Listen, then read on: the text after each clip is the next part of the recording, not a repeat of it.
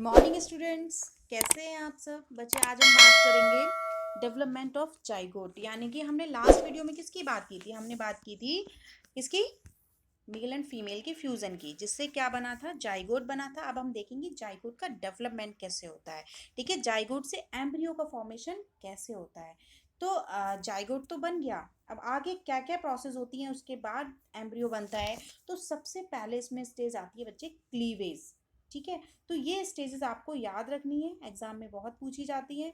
तो कौन सी स्टेजेस आती है बच्चे, क्लीवेज। तो क्लीवेज में क्या होता है, द जाइगोट अंडरगोज, यानी कि जाइगोट में क्या होगा, डिवीजन होगा। अंडरगोज सक्सेसिव, कौन सा डिवीजन होगा याद रखना है, माइटोटिक, यानी कि माइटोसिस भी इसे बोलते हैं।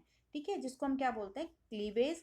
As it move through the isthmus, और कहाँ पर हुआ ये भी याद रखना है बच्चे, कहाँ पर होता है ये डिवीजन, इस्थमस में, यानी कि फैलोपियन ट्यूब में। याद रखेंगे, फैलोपियन ट्यूब में, यानी कि जाइगोट बन गया, क्योंकि फ्यूजन वहीं पर होता है। कहाँ पर, फैलोपियन ट्यूब के इस्थमस जंक्शन में। ठीक है, वहीं पर क्या होगा, जाइगोट बन जाएगा। जाइगोट से फिर उसमें क्लीवेज होगा, और क्या होगा, जो जाइगोट है उसमें डिवीजन स्टार्ट हो जाएगा। कौन सा डिवीजन होगा, माइटोसिस। माइटोसिस डिवीजन के बाद इसमें द डॉटर सेल्स आर, क्या बनेंगी, डॉटर सेल्स बनेंगी, जिनको हम क्या बोलते हैं, ब्लास्टोमियर्स। क्या बोलते हैं बच्चे इनको, ब्लास्टोमियर्स। एक चीज मैं यहाँ पर आपसे पूछना चाहूंगी कि जो ब्लास्टोमियर होती हैं बच्चे, इसमें कितनी सेल्स होती हैं। तो ब्लास्टोमियर्स में अगर आपसे मैं पूछूं तो कितनी सेल्स होती हैं, 8 to 16 सेल्स होती हैं। कितनी होती हैं, 8 to 16, जिसको हम क्या बोल देते हैं, ब्लास्टोमियर्स। यानी कि पहले मतलब जो जाइगोट था वो 2 में डिवाइड हुआ, 2 से 4 में, 4 से 8 में, 8 से 16 में, इस तरीके से उनका डिवाइडेशन होता है, और क्या बन जाता है, ब्लास्टोमियर्स। और इसी को ही, यानी कि 8 to 16 जो सेल्स बनती हैं, इनको ही हम क्या बोलते हैं, मोरुला स्टेज बोलते हैं। ठीक है, जो नेक्स्ट है, यानी कि आपको याद रखना है, क्लीवेज में क्या होगा, डिवीजन होगा। कौन सा डिवीजन, माइटोसिस। ठीक है, उसके बाद कौन सी स्टेज आ जाएगी, मोरुला, जिसमें क्या होगा, 8 to 16 सेल्स बन जाएंगी। ठीक है, और यही जो सेल्स बनेंगी, इनको ही हम क्या बोलेंगे, मोरुला। और at this stage is solid sphere, और इस स्टेज में क्या हो जाएगा, सॉलिड स्फीयर बन जाएगा। यानी कि ये जो सेल थी ऐसे इस तरीके से कितनी बन जाएंगी, 16, और ये पूरा क्या बन जाएगा, एक सॉलिड स्फीयर बन जाएगा। ठीक है, अब उसके बाद आ जाती है नेक्स्ट स्टेज, जिसको हम क्या बोलते हैं, ब्लास्टोसिस्ट। क्या बोलते हैं बच्चे इसको, ब्लास्टोसिस्ट। इसमें क्या होगा देखेंगे कि सेल डिवीजन कंटिन्यू, इसमें सेल डिवीजन कंटिन्यू चलेगा in the morula, morula stage में।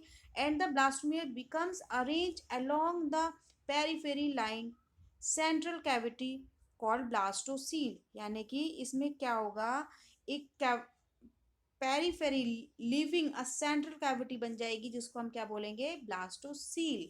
क्या बोलेंगे इसको, blastocoel. The embryo at the stage is called blastocyst, और इसको ही एम्ब्रियो को हम क्या बोलेंगे, ब्लास्टोसिस्ट। अभी मैं आपको दिखाऊंगी किस तरीके से कैविटी बन जाती है बच्चे, देख लीजिए। इस तरीके से कैविटी बन जाती है, जैसे ये बन गया क्या, सेल, ये गैप नहीं होता है इसमें, ये इस तरीके से होती है, और इस तरीके से सेल बन जाती है। तो ये जो बनी हुई है, ये क्या कहलाती है, कैविटी कहलाती है। ठीक है, और इसी को ही हम क्या बोलते हैं, ब्लास्टोसिस्ट। क्या बोलते हैं इसको, ब्लास्टोसिस्ट। आगे आप डायग्राम में भी देखेंगे।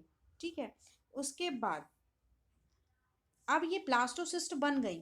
ठीक है, तो क्या होगा, ब्लास्टोसिस्ट बनने के बाद the cells now becomes arrange and outer layer called, यानी कि इसकी जो, यानी कि जो इसकी बाहर की लेयर है, जो अभी आपको ब्लास्टोसिस्ट मैंने दिखाया था, इसकी बाहर की जो लेयर है इसको हम क्या बोलेंगे, ट्रोपोब्लास्ट। क्या बोलेंगे इस लेयर को, trophoblast. And an inner groups of cell, और अंदर की तरफ होंगी, उनको हम क्या बोलेंगे, इनर सेल मास। यानी कि जैसे ये सेल बनी हुई है, मैं अभी फिर से बता देती हूँ। तो इसका जो बाहर वाला पार्ट है, इसको हम क्या बोलेंगे, ट्रोपोब्लास्ट। ये वाली जो लेयर है ये क्या कहलाएगी, ट्रोपोब्लास्ट। और जो अंदर है इसको हम क्या बोलेंगे, इसको इनर सेल मास। क्या बोलेंगे इसको, इनर सेल मास। ठीक है, और जो बाहर है इसको ट्रोपोब्लास्ट, जो हमने यहाँ लिखा हुआ है। ठीक है, अब फिर क्या होता है, that is attach to the trophoblast and projecting into the blastocoel. यानी कि अब ये क्या होगी, ट्रोपोब्लास्ट जो लेयर है, इसी के थ्रू ये अटैच होगा, किससे, यूट्रस से जाके। ठीक है, यूट्रस की लाइनिंग से। ठीक है, तो वो आगे देखेंगे कैसे। हाँ, अब इस डायग्राम को देख लीजिए बच्चे, इस डायग्राम से आपको और अच्छे से क्लियर हो जाएगा ये किसका स्ट्रक्चर है, ओवम का है, जिसमें क्या क्या स्ट्रक्चर प्रेजेंट होते हैं, zona pellucida, corona radiata and ovum. ठीक है, कंप्लीट ये क्या है, ओवम है। तो देख लीजिए इसमें क्या होता है। हम्म अगर इसकी बात करें तो ये क्या हुआ, ओवम को किसने फ्यूज किया, स्पर्म ने फ्यूज कर दिया, अब ये क्या बन गया, जाइगोट बन गया। ठीक है, तो ये क्या है आपका यहाँ पे जाइगोट है जो फ्यूज हो। अब इसमें क्या होगा, माइटोटिक डिवीजन होगा, मतलब ये 2 सेल में डिवाइड हुआ, 2 से 4 में डिवाइड हुआ। ठीक है, यही 4 से फिर क्या हो जाएगा, 8 में डिवाइड हो जाएगा। ठीक है, उसके बाद 8 से फिर 16 में। ठीक है, जब ये 16 में डिवाइड होगा तो उसको हम क्या बोलेंगे, ब्लास्टोसी, या क्या बोलेंगे इसको, ब्लास्टोमियर्स। ठीक है, और ये कौन सी स्टेज कहलाएगी, मोरुला कहलाएगी। क्या कहलाएगी ये, मोरुला। ठीक है, उसके बाद क्या होगा इसमें, मोरुला स्टेज के बाद ये फिर डिवीजन होगा और ये क्या बन जाएगी, एक ब्लास्टोसिस्ट बन जाएगी। इसी को ही हम क्या बोलते हैं, ब्लास्टोसील्स बोलते हैं। ठीक है, इसकी बाहर की जो लेयर है मैंने अभी आपको बताई थी, ट्रोपोब्लास्ट बोलते हैं, और जो अंदर है उसको हम क्या बोलते हैं, इनर सेल मास। ठीक है, इसी के थ्रू बच्चे यही जो ब्लास्टोसिस्ट है यही जाके किसकी लाइनिंग से, यूट्रस की लाइनिंग से अटैच हो जाएगा। ठीक है, ये देखो ब्लास्टोसिस्ट इम्प्लांटेशन, देखो यहाँ पे क्या हो गया, अब ये इम्प्लांटेशन हो गया, यानी कि सारे फंक्शन कहाँ पर हुए, यहीं पर। यहीं पर क्या हुआ, इनका फ्यूजन हुआ, वही इस्थिमस जंक्शन है ये। ठीक है, फैलोपियन ट्यूब का, यहीं पे क्या हुआ, इनमें डिवीजन हुआ। देख लीजिए ये जो डिवीजन है, ये डिवीजन ही दिखाया हुआ है यहाँ पे। ठीक है, कि मतलब क्या हुआ, ये फर्टिलाइजेशन हुआ यहाँ पे, फिर यहाँ पे क्या हुआ, ये 2 में डिवाइड हो गए, 2 से 4 में डिवाइड हो गए, 4 से 8 में डिवाइड, से 16 में डिवाइड हुआ। ठीक है, उस तरीके से फिर ये क्या बन गया, पूरा एक ब्लास्टोसिस्ट बन गया। और ये किससे, यूट्रस की लाइनिंग से अटैच हो गया, किसके थ्रू, ये याद रखना है, ट्रोपोब्लास्ट लेयर के थ्रू। ठीक है बच्चे, इस तरीके से क्या होता है इसमें, ये इम्प्लांटेशन, और इसी को हम क्या बोलते हैं बच्चे, इम्प्लांटेशन बोलते हैं। यानी कि किसका किससे अटैच होना, इसका ब्लास्टोसिस का किससे अटैच हो जाना, यूट्रस की वॉल से, यानी कि एंडोमेट्रियम लेयर से अटैच हो जाना, किसका, ट्रोपोब्लास्ट लेयर का। ठीक है, तो इसी को हम क्या बोलते हैं, इम्प्लांटेशन बोलते हैं। ठीक है बच्चे, देख लीजिए इम्प्लांटेशन में और क्या होता है, इम्प्लांटेशन एंड प्लेसेंटा फॉर्मेशन। जो ब्लास्टोसिस्ट थी get embedded in the endometrium, अभी जो मैंने बताया किससे अटैच हो जाती है, ये एंडोमेट्रियम लेयर से, in the process called implantation, और इसी को हम क्या बोलते हैं, इम्प्लांटेशन, और यही लीड्स करती है किसको, प्रेगनेंसी को।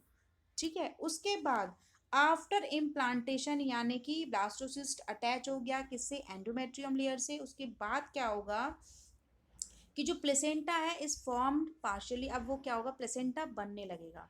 ठीक है, बाय द फीटल टिश्यू, किससे, फीटल के टिश्यू से, and partially by the uterine tissue, और आधा किससे बनेगा, यूट्राइन टिश्यू से। याद रखेंगे, ये चीज़ भी आपको याद रखनी है, पार्शियली किससे बनता है, फीटल टिश्यू से, और पार्शियली किससे बनता है, यूट्राइन टिश्यू से। It is the functional unit, ये क्या है, एक फंक्शनल यूनिट है किसकी, between the fetus embryo and uterine walls of the mother, यानी कि ये किससे अटैच होता है, यूट्राइन वॉल से, किसकी, मदर की। ठीक है, उसके बाद इसको हम क्या बोलते हैं बच्चे, एक चीज और बोलते हैं, अम्बेलिकल कॉर्ड भी बोलते हैं इसको, किसको, प्लेसेंटा को, ये भी आपको याद रखना है। The structure that connects the placenta, अब यही कनेक्ट होता है प्लेसेंटा विद द फीटस, किससे, फीटस से, help in the transport of substance to and fro the fetus, यानी कि सारे जितने भी फंक्शन हैं किसके, फीटस के, तो वो किससे कंप्लीट होते हैं, इसी अम्बेलिकल कॉर्ड से, इसी प्लेसेंटा के थ्रू वो क्या करता है, ब्रीथ करता है, उसी से उसका एक्सक्रीशन होता है, उसी से उसका रेस्पिरेशन, मतलब सारी जो लाइफ प्रोसेस हैं वो उसी से उसकी होती हैं। ठीक है, प्लेसेंटा से। उसके बाद the level of the other hormones like estrogen, progesterone, cholesterol, prolactin, thyroxine, ये सारे हार्मोन्स हेल्प करते हैं किसमें, also increase several folds in the maternal blood, मतलब ये सारे हार्मोन्स हेल्प करते हैं, इंक्रीज हो जाते हैं उस टाइमिंग में, किस टाइमिंग में, जब प्रेगनेंसी होती है। ठीक है, मैटरनल ब्लड में। ठीक है, अब एक चीज़ और आपको मैं यहाँ बता दूँ, यहाँ पे फंक्शन मैं आपको और बता देती हूँ कि जो प्लेसेंटा है इसका काम क्या होता है, अभी मैंने वैसे बता भी दिया डायरेक्ट। अब देख लीजिए इसमें जो दे रखा है क्या फंक्शन है, क्या काम होता है इसका, the development of placenta, the inner cell mass differentiate into the primary germ cells, these primary germ cells give rise to the all tissue and organs of the adult, मतलब यानी कि क्या करते हैं ये सब जो भी डेवलपमेंट है, यानी कि जो भी फीटस के डेवलपमेंट है उसमें हेल्प करता है ये, ठीक है, क्या, प्लेसेंटा।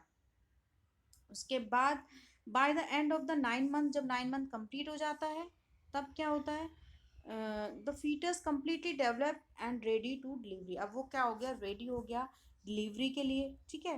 बच्चे यहाँ पे याद रखना है, प्लेसेंटा के फंक्शन बहुत पूछे जाते हैं, तो आपको याद रखना है कि जितनी भी, जैसे रेस्पिरेशन हो गया, उसका एक्सक्रीशन हो गया, तो वो सब किसके थ्रू कंप्लीट होता है, बाय द प्लेसेंटा, ठीक है। और उसमें उसकी मदर की पूरी पूरा रोल होता है उसकी मदर का, ठीक है।